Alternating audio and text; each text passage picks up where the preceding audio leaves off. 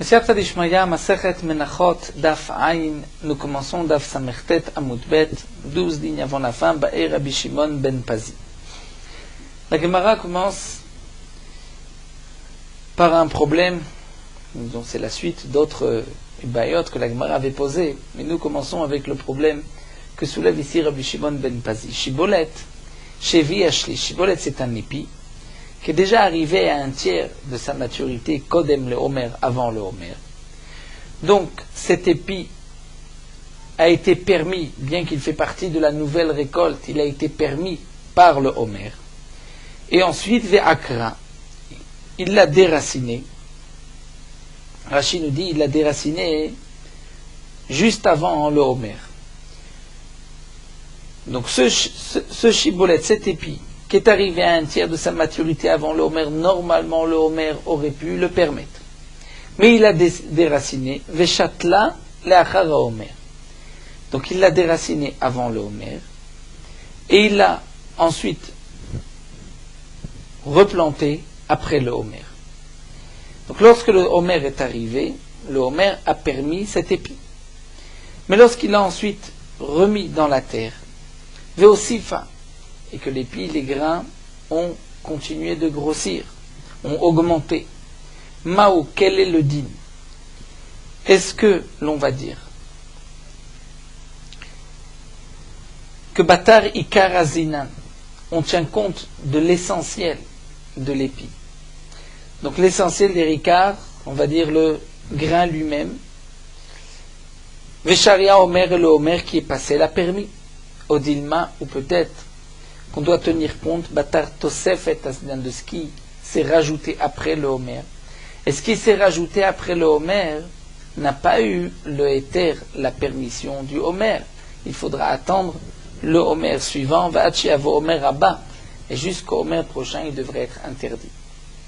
Donc la question de Rabbi Shimon ben Pazi ici est la suivante. Nous avons un épi qu'on a déraciné, donc qui est arrivé à un tiers de sa maturité, on a déraciné, enlevé de la terre, déraciné avec les racines avant le Homer. Juste après le Homer, on l'a remis dans la terre. Donc cet épi au moment du Homer, il a été permis par le Homer. Bien qu'il fait partie de la nouvelle récolte, il est permis. Lorsqu'on le remet dans la terre et qu'il continue à pousser, ce qui a continué à pousser est quelque chose de nouveau qui n'a pas été permis par le Homer. Il faudra peut-être attendre le Homer de l'année suivante, ou peut-être que non, on dira, on tient compte du Ikar. Et le Ikar, c'est ce qui avait poussé avant le Homer, puisque ceci a été permis, tout ce qui se rajoute reste permis. La Gemara me répond, Tifshoté, tu pourrais déduire la réponse, Meha, de cet enseignement d'Amar Rabbi Avo, Amar Rabbi Yochanan, que Rabbi Avo a dit au nom de Rabbi Yochanan. Yalda shesavecha bezekena. Par rapport au din de Orla, nous avons une halakha. Ce qu'on a planté ou semé, donc un arbre ou un plant qu'on a déraciné, qu'on a remis dans la terre, il faut attendre 3 ans avant de pouvoir consommer les fruits de cet arbre. C'est le din de Orla. Le fruit de Orla peut s'annuler, c'est-à-dire le fruit interdit peut s'annuler, non pas dans la majorité, mais lorsqu'il y a 200 fois plus. Echad bematain. Donc si nous avons Yalda, Yalda c'est-à-dire un petit arbuste, un petit plant, un arbre, qui est de Orla. Et Yalda parce il est jeune, parce que les 3 ans ne sont pas encore passés. Et il porte déjà des fruits. Chez Savra Bezekena, on l'a greffé avec un arbre qui a déjà passé les 3 années de Orla. Uva Perot, donc il y avait des fruits dans ce petit plant de Orla. Afilo Osif Bematai Maso. Après la greffe, les fruits ont grossi et il y a maintenant 200 fois plus dans ce qui a poussé, qui a grossi après la greffe, il y a 200 fois plus que ce qu'il y avait auparavant. Tout ce qui pousse après que Savacha Bezekena, qu'on l'a greffé avec un plant qui a déjà passé les 3 années de Orla, donc ce qui pousse n'a pas le statut de Orla. Normalement, si des fruits nouveaux apparaissent de cet arbre, ils seront permis, puisque c'est une partie de cet ancien arbre, de ce zekena. Mais ici, il y avait déjà un fruit, seulement ce fruit a grossi. C'est vrai qu'il a grossi, qu'il y a maintenant 200 fois plus que le fruit que nous avions au départ, qui était un fruit de Orla. Eh bien, malgré tout, nous dit Rabbi Yochanan, il sera assourd, il sera interdit. Pourquoi il est interdit?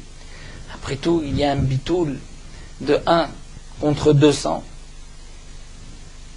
Donc nous voyons qu'on tient compte du ikar, c'est-à-dire puisque le fruit lui-même était interdit, tout ce qui pousse par la suite reste interdit. On ne peut pas dire que ce qui s'est rajouté va annuler ce que nous avions au départ. Famar Rabbi Shmuel bar Nachmani amar Rabbi Yonatan, Rabbi Shmuel bar Nachmani dit Rabbi Yonatan aussi. Vatzel, un oignon chez Châtelot Bakerem qu'on a planté à côté d'une vigne. Vene Ekara Kerem. Donc lorsqu'on a mis cet oignon dans les vignes, il y a un issour de Kilay Kerem, de mélange, de Kilay. Ensuite, le Kerem a été déraciné, la vigne a été déracinée. Afilo aussi Bematai Masou. Même si, une fois qu'on a déraciné le Kerem, c'est rajouté 200 fois plus que ce qu'on avait au départ, ça reste interdit. Pourquoi?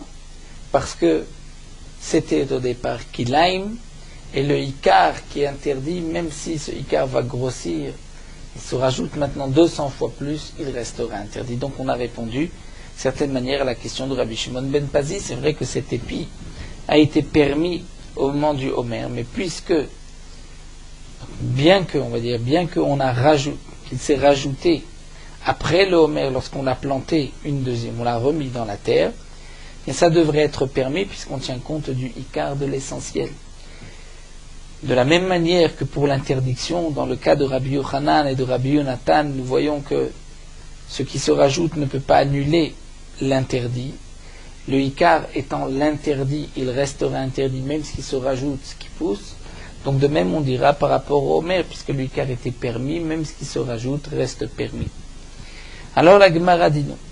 La question de Rabbi Shimon ben Pazi, c'est parce que Higbufa Kamevagele lui-même se posait la question: est-ce que Rabbi Yochanan et Rabbi Yonatan, lorsqu'ils ont dit Assour, est-ce que Mifshat, Pshitali ou les Rabbanan et Batari Karazlinan, pour eux c'était certain qu'on tient compte du Ikar, de l'essentiel, et donc Loshena Lekula et Loshena Lechumra, il n'y a pas de différence.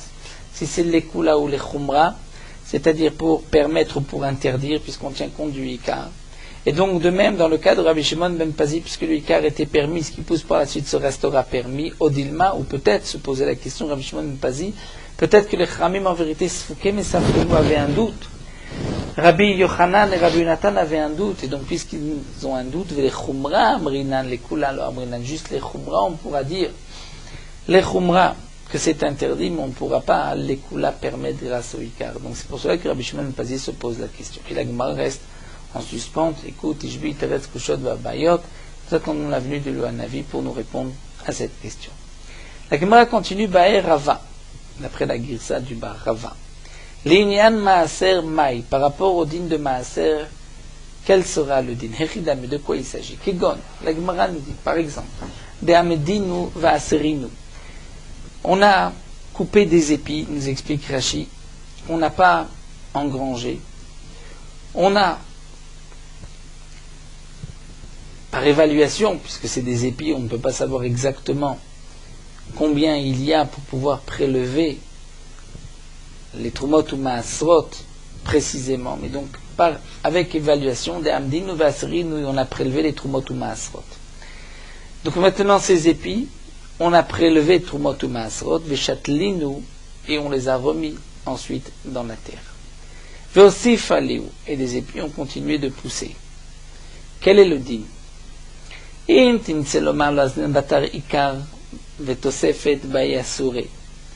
Même si tu dis qu'on ne tient pas compte du Ikar, c'est-à-dire si tu dis que on ne peut pas tenir compte du Ikar, le Ikar c'est-à-dire l'essentiel, c'est-à-dire les épis où on a déjà prélevé Trumot ou Masrot, donc tu ne peux pas dire que ce qui a poussé est aussi permis, tu vas dire que ce qui a poussé, Tosef et Baï Souré. Puisque on ne va pas même les Kula permettre, peut-être juste les Khumra, on va dire qu'on tient compte du Ikar, mais pas la Kula. Alors la question qui se pose, c'est Ikar Mai. C'est vrai qu'on va prélever le maaser sur ce qui a poussé par la suite, mais sur le Ikar, est-ce qu'il faut encore une fois prélever Trumot ou Masrot, puisque lorsqu'on l'a planté, donc il change de statut, parce qu'ensuite on va le couper, c'est comme si on coupe une nouvelle récolte ou pas, puisqu'on avait déjà prélevé. Donc est-ce qu'on va prélever les Trumot ou Masrot seulement en fonction de ce qui a poussé par la suite, ou même de la première partie du Ikar, de l'essentiel qu'on avait déjà prélevé? Abaye dit, mais quelle est la différence avec tout blé ou orge, d'une manière générale, lorsque on va semer du blé ou de l'orge, du blé qu'on a déjà prélevé Trumot ou Masrot, on va maintenant le prendre et le semer. Ce qui poussera de ce blé, on devra encore une fois prélever Trumot ou Masrot. Ce n'est pas parce qu'on a déjà prélevé sur le blé que lorsque tu vas le semer et que ça pousse, ensuite un épi de blé, que tu vas dire qu'il n'est pas nécessaire de prélever. Bien sûr qu'on prélève maaser, donc là aussi, c'est vrai que tu as pris l'épi, tu as prélevé Trumot Masrot, mais lorsque tu le remets dans la terre, il faut prélever encore une fois Amar. Et il lui dit non, c'est pas la même chose. D'abord, chez Zarokale, l'homme va y. Lorsque tu vas semer du blé, le blé va complètement, Zaro, la graine calée va disparaître pour donner place à un nouvel épi. Donc c'est pour cela que ce qui était là au départ a disparu, c'est un nouvel épi qui a poussé. On devra prélever sur ce nouvel épi, bien que sur les grains, on avait déjà prélevé Trumot ou Masrot auparavant. Et la Kikame Vaïli, moi la question que je me pose, c'est d'avoir She'en Zaro Kalé, c'est-à-dire sur ce qui ne va pas complètement se décomposer pour donner place à un nouvel épi. Mais c'est comme nous l'avons vu, cet épi qu'on a remis dans la terre et qui continue de gonfler, de pousser. Maï, quel est le dit? Alors la Gemara nous dit Tif Shotle Meha. Tu pourrais peut-être répondre à cette question d'ici. D'Amar Rabbi Yitzhak Amar Rabbi Yochanan. Si on devait donc résumer la question en un seul mot, la question est la suivante. Même si tu dis que par rapport à la Tosefet, à ce qui s'est rajouté, on ne dira pas que le Ikar, l'essentiel, puisqu'il est dispensé, on a déjà prélevé Trumot ou Masrot, donc même la Tosefet sera dispensée. Non, la Khumra, on devra prélever sur la Tosefet. Mais est-ce qu'il faut aussi prélever sur le Ikar? Ça, c'est la question. Alors la Gemara propose, peut-être qu'on va la prendre d'ici, mais à de Amar Rabbi Yitzhak Amar Rabbi Yochanan, litra batzel, une mesure litra d'oignon, chez Tiknou, où on a prélevé Trumot ou Masrot. Et ensuite, Vezaro, qu'on a remis dans la terre. Mit'aser le fikulo. On prélèvera le maaser en fonction de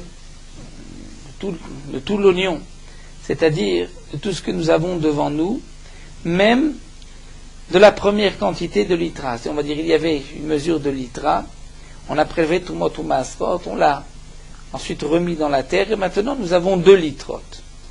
On ne va pas prélever en fonction juste de cette litra qui s'est rajoutée, mais même de la première, les fikulo.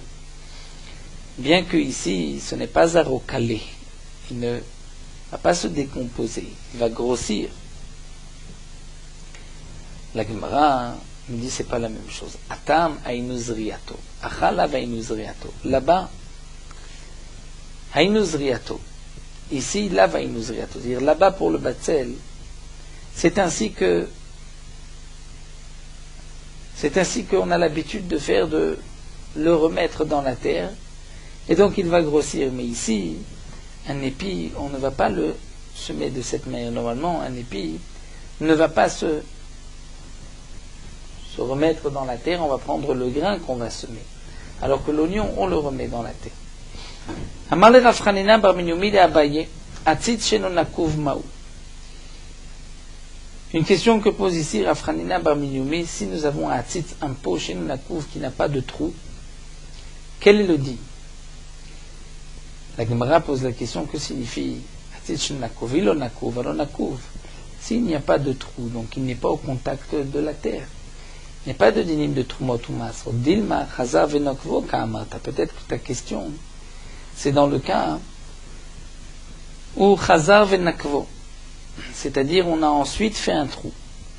Rashi explique que nous avions un pot qui n'avait pas de trou.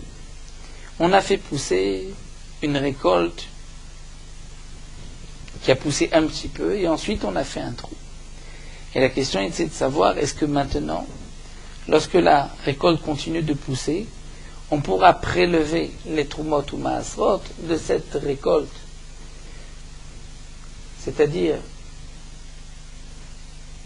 on pourra prendre même de ce qui a poussé auparavant avec ce qui pousse maintenant pour acquitter tout ce qui va pousser maintenant. Donc si tu dis qu'on ne tient pas compte du Ikar, de l'essentiel qui a poussé alors que le pot n'avait pas de trou, donc il n'a pas poussé sur la terre, et que tu vas dire que la Tosefet qui a poussé par la suite, c'est sûr qu'il faut prélever Trumot ou Maasrot. Donc c'est pour cela qu'on ne pourra pas prélever du Ikar sur la Tosefet, c'est-à-dire de ce qui avait poussé auparavant sur ce qui a poussé par la suite, parce que ça devient Patour à la Chiyuv. Ou peut-être que non, on va dire que même le Ikar, c'est-à-dire même ce qui avait poussé auparavant, va maintenant avoir un nouveau Chiyuv, une nouvelle obligation de Trumot ou Maasrot par rapport à ce qui a poussé par la suite, et que même le Ikar va devenir Chayav et Maaser, et donc on pourra prélever sans tenir compte du rapport entre ce qui c'est, combien il y avait de Ikar, combien de Tosefet. Puisque si on va prélever sur la Tosefet, on devrait dire qu'on ne va prélever que de la Tosefet, de ce qui s'est rajouté sur ce qui s'est rajouté. Mais là, peut-être qu'on pourra même tenir compte et prélever de ce qu'il y avait au départ sur ce qui s'est rajouté, puisqu'on considère que tout a maintenant une obligation de Trumot ou Maasrot. Donc c'est ce qu'il lui dit. Peut-être que ta question, Chazar venakvo ka'amarta, c'est lorsqu'ensuite on a fait un trou que tu te poses la question. Donc la Gemara explique que la question que soulevait ici Rav Hanina bar Minumi à Abaye, quel est le din de Hatzit Shenu Nakuv, c'est dans le cas où ensuite on a fait un trou. Donc on va expliquer ainsi. Au départ, Rav Hanina bar Minumi a posé la question Hatzit Shenu Nakuv, et donc Abaye n'a pas compris sa question et dit, ton problème c'est est-ce qu'on peut prélever d'un pot qui n'est pas troué, d'une récolte qui a poussé dans un pot qui n'est pas troué, pour un autre pot qui n'est pas troué, il n'y a pas de problème s'il n'y a pas de trou, donc ce n'est pas rattaché au sol, ils ont le même din, il n'y a pas d'obligation minatora de prélever Trumot ou Maasrot, c'est ce qu'on appelle minaptor à l'aptor, comme le souligne Rashi. Mais lui dit Abaye, certainement que ta question c'est lorsqu'ensuite on a fait un trou, est-ce que il va y avoir une obligation même sur ce qui avait poussé au départ. On va suivre la girsa du Mesoret Hachas, sinon on dira juste que Abaye va maintenant lui dire que c'est différent. D'après la girsa du Mesoret Hachas, on pourra marlehin, c'est-à-dire Rav Hanina bar Minumi lui a répondu oui, effectivement, c'est ainsi que c'est la question que je me pose. Amarle ainuhar de Rava. Il lui a dit, mais c'est la question que soulève Rava. Amarle, et donc il lui répondra. On va dire que c'est Abaye qui va dire à Rav Hanina bar Minumi ou Rav Hanina qui dit à Abaye, qui refute et qui dit non, ce n'est pas la même question que nous avons vue plus haut de Rava. Quel sera le din du Ikar? Parce que ici il n'a semé qu'une seule fois, et lorsqu'il a fait le trou, ce n'est seulement qu'après le trou que la récolte va prendre racine dans la terre et va continuer de monter. Donc c'est comme si c'est tout un talir. Normalement, le blé aurait dû prendre racine plus tôt, il n'a pas pris racine plus tôt, il n'a pris racine que plus tard. Mais dans ce cas-là, c'est sûr que même le Ikar a une obligation de Trumot ou Maasrot. Alors que Atam, dans le cas de Ravash, il a semé 2 fois. C'est-à-dire, on considère qu'il a planté 2 fois, et puisqu'il a planté 2 fois, c'est pour cela que la question était de savoir est-ce que ce qui a poussé par la suite va donner une obligation même sur le Ikar, sur l'essentiel. Rabbi Abaou, la Gemara continue avec un autre problème. Rabbi Abaou pose le problème suivant, Shibolet Shemarcha Bekeri. Nous avons un épi, on a fait le miroir, c'est-à-dire qu'on a égalisé avec une pelle, c'est ainsi qu'on fixé le Gmar Melacha et qu'il y avait une obligation de Trumot au Maasrod. Donc cet épi a été marra dans le tas, on l'a aplati avec le reste du blé, Véchatla, ensuite on a repris ce blé, on l'a semé, on l'a planté, on l'a remis dans la terre, Vekara ale Hashem bimchouba. Et on a prélevé la terouma dessus, c'est-à-dire on a dit ce blé qui se trouve dans l'épi est terouma. Mais maintenant il est rattaché au sol. Donc s'il est rattaché au sol, on ne peut pas normalement prélever la terouma sur ce qui est rattaché au sol. Mao. Quel sera le din? Kevan de marcha tavlala. Puisqu'il y a eu un miroir, puisqu'on avait d'abord coupé, en sortie de la terre, on avait déraciné cet épi. Donc il y avait eu un din de tevel, il fallait prélever trumot ou masot, qui kara ale Hashem, kachala. Lorsque, kara ale Hashem, c'est-à-dire lorsque on lui a donné le shem de trouma, eh bien, il aura une gudusha de trouma, même si il est encore attaché au sol maintenant, au dilma, kevan de chatla, pakalet avlumina. Ou peut-être, étant donné qu'on l'a remis dans la terre, le fait de l'avoir remis dans la terre, pakalet avlamina, ça lui enlève le statut de tevel, et donc on ne pourra pas lui donner un statut de terouma. Si c'est ainsi, on a trouvé qu'on peut prélever la terouma sur une récolte qui est rattachée au sol. Si tu dis qu'on peut prélever, là c'est rattaché au sol. Et nous avons vu, et nous avons une Mishnah qui dit qu'il n'y a pas de trouma lorsque la récolte est rattachée au sol. Il faut d'abord la déraciner. Donc c'est évident qu'on ne peut pas lui donner un statut de terouma à cet épi qu'on a replanté. Amarlé, il lui a dit non. Ce qui est marqué qu'il n'y a pas de trouma mechoubar la karkas par rapport au din de mita et de chomesh. C'est-à-dire que si on a mangé de la terouma volontairement, on est chayav mita. Et il faut rajouter aussi bishogeg chomesh, un cinquième, dei talish v'achil talushu. Parce que s'il va couper cette récolte et la manger, elle est donc détachée. Et donc c'est vrai que bimchoubar, il n'y a pas d'interdiction. Ve'igachin ve'achil. Et s'il se penche et qu'il mange, et il mange alors que c'est rattaché, batladato etzel koladam, ce n'est pas ainsi qu'on mange, donc sa pensée, son action s'annule en fonction de l'habitude des gens qui n'ont pas l'habitude de manger de cette manière. Donc c'est sûr qu'il n'y a pas de terouma par rapport au chinouf de mita et de chomesh tant que c'est rattaché. S'il l'a détaché, alors c'est détaché. Alors, au Maïchena demande à Gma quelle est la différence Midekatav à Pinkasa de Ilfa entre ce qui est marqué sur le calepin de Ilfa. Ilfa avait marqué dans un petit carnet que Betsen Nevelat Aof à Taor, que les œufs d'une Nevelat Aof Taor, c'est-à-dire d'un oiseau pur, c'est-à-dire un oiseau caché qui est mort, Miksatan Bachut, Miksatan Bifnim, les œufs sont en partie à l'intérieur, en partie sortis à l'extérieur. Mibifnim, metamim, begadim, abetablia. Ceux qui sont à l'intérieur, la partie qui est à l'intérieur. Et Rachid nous explique, c'est-à-dire s'il a rentré sa bouche à l'intérieur des entrailles de l'oiseau et il les a mangées de l'intérieur, il les a avalées, donc il sera impur, betablia, comme nous savons que tout nevelat of taor, c'est-à-dire un oiseau caché qui est mort, si on l'avale, il y a une touma dans la gorge. Lorsque ça passe dans la gorge, la personne est impure. Donc là aussi, en théorie, on dira que si cet homme-là a avalé les œufs, alors qu'ils étaient encore dans la bête, donc il ne les a pas fait sortir, il a été les chercher là-bas, ces œufs seront impurs, mi bachutz, et de l'extérieur, ça ne deviendra pas impur. Donc si c'est ainsi, nous avons une preuve que de manger de cette manière, c'est considéré comme une achila. La preuve, c'est qu'il est impur. Et on ne dira pas batla dato etzel koladam. Donc même s'il se penche pour manger de ce blé, il devrait être aussi chayav. Alors la Gemara répond, c'est pas la même chose. Talouche avide inche de achle achi. Bimchoubar lo avide inche de achle. Et ce qui est détaché comme des œufs, les gens parfois mangent de cette manière. Mais le blé, les gens n'ont pas l'habitude de le manger de cette manière. Donc là, c'est pour ça que c'est batla dato etzel kolada. La Gemara termine avec un autre din, Amar Rav Tivumi bar Kisna Amar Shmuel, Azoreh kilaim be'atzit shenu nakuv asur.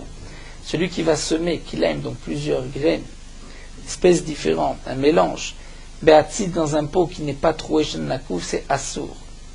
C'est asur, bien que ce n'est pas rattaché au sol, il n'y a pas de yenika du sol, puisqu'il n'y a pas de trou. Amar Abaye Bishlami Ashminan Loke Makat Mardut Midi Rabanan Shapir.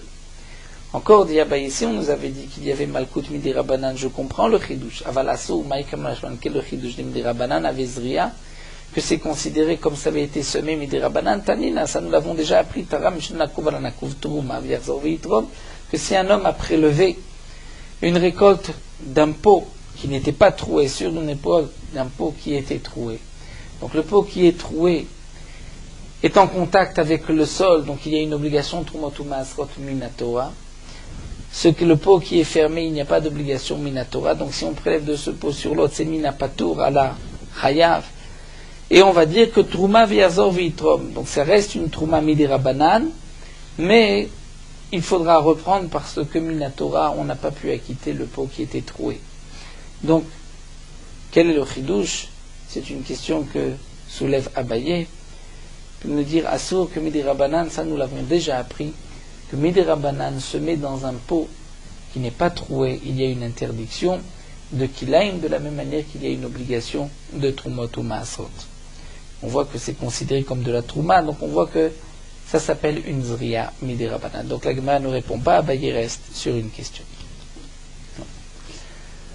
On continue avec la deuxième partie des dames d'aujourd'hui. La première partie était un peu difficile, dans les Nim, Pitoul, Ikar, Tosefet. La suite sera plus facile. On continue avec les dinim du Homer. Achitim ve'aseorim, le blé. Ve'aseorim, l'orge. Ve'akusmin, l'épeautre. Ve'ashibolet shoal, l'avoine. Ve'ashifon et le seigle. Arilu chayavin bechala. Ils ont une obligation, ces 5 espèces ont une obligation de chala. Si on fait une pâte, une de ces 5 espèces, il faut prélever la chala. Et ils vont aussi s'associer. Si on fait une pâte en partie d'une espèce et d'une autre, nous verrons quelles sont les espèces qui s'associent. Mais certaines espèces s'associent pour le chiyuv chala. Ve'asurim bechadash mifna pesach. Et ces 5 espèces, ces 5 céréales, il y a une interdiction de les consommer avant Pessah, ou avant plutôt Milifné à Homer, tant qu'on n'a pas apporté la mincha du Homer, puisqu'il y a une interdiction de Chadash, de la nouvelle récolte. Ou Miliktsor, Milifné à Homer, ou Milifné à Pessah, d'après une autre version, c'est-à-dire qu'il y a une interdiction de les couper avant Pessah. Il faut attendre le Homer pour pouvoir les couper. Imishrishu Kodem la Homer, Homer Matira. Donc ces 5 espèces, si lorsqu'on les a semées, ils ont pris racine dans la terre avant le Homer va les permettre, même s'ils n'ont pas encore poussé. Et sinon, à Sourim, Homer Abba, ils seront interdits jusqu'au Homer de l'année d'après, puisque c'est le Homer de l'année d'après qui va être matir, ce qui a pris racine après le Homer. Tana, la Gemara nous dit que Kusmin min chitin, Kusmin l'épeautre, c'est une des espèces, une des variétés de blé, alors que Shibolet, Shoal, Veshivon, Min, Seorim. L'avoine et le seigle, ça fait partie de la famille de l'orge. Et donc, nous dit Rashi, par rapport au tsirouf, le blé ne peut pas s'associer avec tout. Le blé ne peut s'associer qu'avec l'épeautre. L'orge peut s'associer avec tout, mais ne peut pas s'associer avec le blé. Donc, si nous avons une pâte qui est faite en partie de blé et d'épeautre, et qu'il y a le shiur chala, on pourra prélever la chala. Mais si on prend une pâte, on mélange un peu de blé, un peu d'orge, nous avons le shiur chala, on ne pourra pas prélever la chala. Kusmin dit la Gemara, c'est gulba. Gulba, aussi traduit en laz, l'épeautre, shifon dishra, le seigle, shibolet shoal, shibula ta'ala, c'est l'avoine. La Gemara nous dit Anein, Orez Vedochan Lo. Donc ce sont seulement ces 5 espèces qui s'associent au chiyuv chala, mais pas le blé et le mil. Orez Vedochan Lo. Maintenant, d'où est-ce qu'on sait? Amar Resh Lakish nous dit Atia lechem lechem imatza, on apprend par une zera shava de matzah. V'ktiva, ici c'est marqué Vaya bacholchem milechem haaretz. À propos du chiyuv chala, la Torah nous dit, lorsque on va manger du pain de la terre, vektiv atam, et à Pesach c'est marqué lechem oni. Donc puisque le lechem de Pesach c'est seulement les 5 céréales, donc de même pour la chala ce n'est que les 5 céréales. Ve'atam gufemin alandou, est-ce qu'on sait que pour Pesach ce n'est que ces 5 céréales, et qu'on ne peut pas faire de la matzah de riz. Amaresh Lakish, v'chen tanat b'Rabbi Shmuel, v'chen tanat b'Rabbi Elazar ben Yaakov. Donc ces chachamim ont rapporté le pasuk suivant, Amakra, la Torah a dit, lo tochal alav chametz, shvat yamim tochal alav matzot lechem oni. La Torah nous marque l'interdiction de manger du chametz et l'obligation de manger de la matzah qui est un lechem oni. L'interdiction est marquée à côté de l'obligation pour nous apprendre que dvarim abayim lidei chimutz adam mitzebayim lidei chuvato b'Pesach, ce qui peut fermenter, amener, peut devenir chametz, il y aura on peut utiliser et on peut s'en servir pour faire de la matzah. Yatsu elu, mais le orez et le dochan, shen baim lidei chimutz, ils ne vont pas fermenter, ils ne viennent pas du chametz. Le riz n'est pas chametz. Et là, les desirchon, même s'il gonfle, c'est qu'il en vérité il pourrit. C'est considéré non pas comme une fermentation, un chimutz, mais comme un sirachon. Et donc c'est pour cela qu'on ne peut pas s'acquitter de l'obligation de matzah avec du riz ou du mil. Et donc on apprendra pour la chala, par une zera shava de lechem lechem, que c'est seulement les 5 céréales mentionnées dans la Mishnah. Umetztarfim ze im ze, nous avons vu dans la Mishnah que les espèces peuvent s'associer lorsqu'on a fait une pâte de différentes espèces, comme nous l'avons vu au début de la Gemara, certaines espèces s'associent, d'autres non. Dire le blé et l'orge ne s'associent pas, mais le blé et les l'épeautre peuvent s'associer. Tana. La Gemara nous rapporte une braïta, hatevua, la récolte, c'est-à-dire le blé tel qu'il est, avant de l'avoir moulu, vakmachim, la farine, babetsekot, et les pâtes, mitztarfim, donc une pâte à base de farine, mitztarfim ze im ze, peuvent s'associer l'un avec l'autre. La Gemara demande les maïl cheta, par rapport à quel din? Amarav kana l'inyan chadash, par rapport au din de chadash. Et par rapport au din du chadash, ils s'associent. Comme dit Rabbeinu Gershom, nous avons une interdiction de manger la nouvelle récolte avant le Homer. Il y a un lave, si on mange, il y a un chiyuv malkout, donc ils s'associent pour le chiyuv malkout de chadash. Si on mange un demi-kazaït de blé, un demi-kazaït de farine, ceci s'associe en un seul kazaït et il y a malkout. Rav Yosef Amar l'inyan chametz bapesach, par rapport au din de chametz bapesach, que ça peut s'associer aussi au kazaït, puisque le blé au contact de l'eau peut devenir aussi du chametz. Rav Papa Amar l'inyan maaser sheni, Rav Papa dit, ce qui est marqué mitztarfim ze im ze, le blé, la farine, la pâte s'associent, c'est par rapport au din du maaser sheni, de achil lechutz lechoma lake. Le maaser sheni, ce prélèvement de maaser sheni, après trumot, maasrot, maaser rishon, on prélève le maaser sheni. Le maaser sheni doit être mangé à Yerushalayim. Si on le mange en dehors de Yerushalayim, il y a malkout. Donc si on a mangé un demi-kazaït de blé, un demi-kazaït de farine, il y a malkout. Rava Amar, lui, l'inyan tumat ochlim, par rapport au din de tumat ochlim, de l'impureté des aliments, c'est-à-dire qu'ils peuvent s'associer. Lorsque j'ai un peu de blé, un peu de pâte ou un peu de farine, ça peut s'associer au shiur, à la quantité que nous avons besoin pour communiquer l'impureté. Ainsi, la récolte sera ensuite au contact d'une impureté. Et le chidouche sera donc des tvois avec machim dumia de betsekot, que le blé et la farine, comme dumia ressemble, ça va être comme la pâte. Ma'atam uchla be'ene, afachaname uchla be'ene. De la même manière que la pâte, il faut que ce soit une pâte ou uchla be'ene, c'est-à-dire il n'y a que la partie qu'on peut manger, c'est-à-dire pas les écorces. Donc de même, lorsqu'on parle de blé ou de farine, c'est du blé sans écorce. Uchla be'ene, il n'y a que le grain. Et donc pas le mot, c'est une gosse, pas l'écorce de l'épi.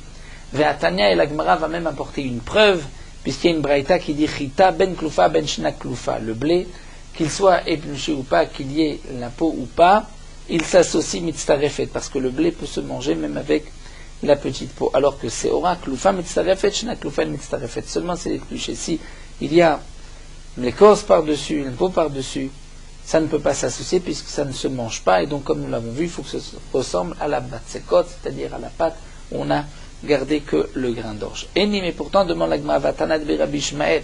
Nous avons une braïta de Rabbi Ishmael qui dit à Kol Zera Zero Asher Yisarea, le pasuk dit que si il y a eu une impureté qui a touché tout Zera Zero Asher Yisarea, c'est-à-dire tout grain qui aurait pu être planté, de là on apprend que Dersh Menadam Motzim Nezria. C'est-à-dire comme les gens ont l'habitude de prendre le grain pour le semer. Chita, même Beklipata, avec son écorce, Seora, avec l'écorce Klipata, Ve'adashim, les lentilles Beklipatan. Et donc nous voyons que la Seora, même avec son épluchure, peut devenir impure. La Gemara répond non. Lokasha, Abelachot, Abeyeveshot, tout dépend si elles sont humides ou sèches. Si l'orge est sec, ou si l'orge est humide. Rashi nous dit, lorsqu'il est humide, il peut se manger. Après la deuxième explication de Rashi. Mais lorsqu'il est sec, il ne peut pas se manger, donc c'est pour cela qu'il faut l'enlever. Si on ne l'a pas enlevé, donc il ne peut pas s'associer au shiur de Touma. Nous terminons juste avec cette ligne. Vasurim bechadash mifnei apesach, mifnei omer. Donc les 5 espèces sont interdites avant le Homer, l'interdiction du Chadash. Minanemili, d'où est-ce qu'on sait? Amaresh lakish, até alechem lechem et matzah, parce qu'on apprend par une zerachava. Velechem vekali vecharmel lotochlu adetzem hayom hazeh, c'est le pasuk qui nous interdit de manger la nouvelle récolte, et on apprend de lechem, lotochalav chametz, shivatim tochalav matzot, lechem oni, et donc de la même manière que nous avons vu que la matzah c'est seulement des 5 espèces mentionnées dans la Mishnah, pas le blé ni le mil, de même pour cette récolte, pour l'interdiction du Chadash, les 5 espèces, mais pas le riz ni le mil. On va s'arrêter ici avec l'Ixor, l'Ifnei Omer. Terminons avec Meorot HaHalacha, Daf Ain. La Trouma Gdola qui est donnée au Kohen est interdite au Israël. Le Israël qui n'est pas Kohen ne peut pas en manger. Même si on l'a déjà donné au Kohen, le Kohen ne peut pas en faire manger un Israël. On l'apprend du pasuk V'chol zar lo yochal kodesh. Le Chachamim dit ce kodesh, c'est la Trouma Gdola et la Troumat Maaser qui est donnée au Kohen et que le Israël ne peut pas manger. Mais les enfants du Kohen ou la femme du Kohen peuvent manger de la terouma. De même, les esclaves, un esclave Kenani ou la bête d'un Kohen peuvent manger aussi de la terouma. Un Israël qui mange de la terouma volontairement est chayav mita bidei shamayim. Le shiur de la Trouma Gdola, nous l'avons vu plus haut que Minatora, même un seul grain, le Chachamim dit un 50e, Benoni, ou un 40e, ou un 60e, en fonction de son bon cœur. Et l'obligation de donner la terouma au Kohen, c'est seulement lorsque nous étions tous en état de pureté et que le Kohen pouvait manger la terouma en état de pureté. Mais de nos jours, nous sommes tous impurs par l'impureté des morts, nous n'avons pas les cendres de la vache rousse pour nous purifier. Le Kohen ne pourra pas manger non plus la terouma, et donc la terouma doit être brûlée. C'est pour cela que les Chachamim ont dit que la Trouma Gedola, on prélève juste un tout petit peu, un kol she'u, comme le din de la Torah. Il n'est pas nécessaire aujourd'hui de prélever un 50e. Ce que l'on fera de la terouma après l'avoir prélevé, ça nous l'expliquerons, nous le verrons par la suite.